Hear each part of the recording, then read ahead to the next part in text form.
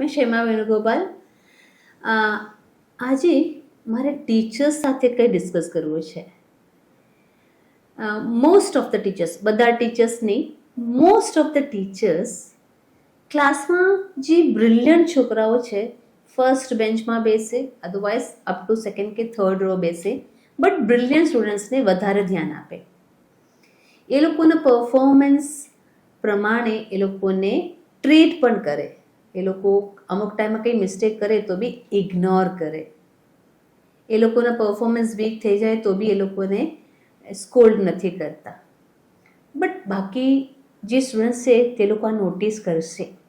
Okay, જે mistake એ લોકો કરે ત્યારે એ લોકોને પનિશમેન્ટ મળે, તે જ મિસ્ટેક જ્યારે બ્રિલિયન્ટ બચ્ચું કરતું છે તેને પનિશમેન્ટ નથી મળતું. એને વધારે ફ્રીડમ મળે છે, તેની વાત ટીચર સાંભળે છે.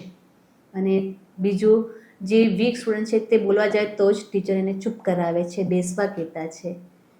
તો અહીંયા વેરી ઇમ્પોર્ટન્ટ છે કે આ એક સ્ટેજ જે સ્ટુડન્ટ્સનું એજ છે અપ ટુ 12, ઓકે, આ 12th ક્લાસ સુધીના છોકરાઓના લાઈફમાં જે પણ એ લોકો એક્સપિરિયન્સ કરતા છે એ લાઈફ ટાઈમ એમના સાથે રહેશે.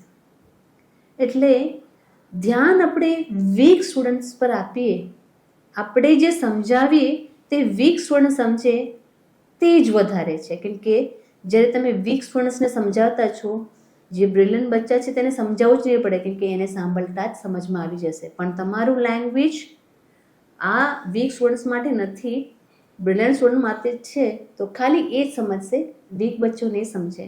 એટલે ઓલવેઝ ટીચર્સ તમે વીક સ્ટુડન્ટ્સને સમજાવવાની કોશિશ કરજો. ક્લાસમાં જે બી તમે ભણાવો, એ તો અધર એક્ટિવિટીઝ છે, એ લોકો પર ફોકસ કરજો, તો બાકી લોકો ઓટોમેટિકલી તમને ફોલો કરશે. તો thank you. With peace, you and me.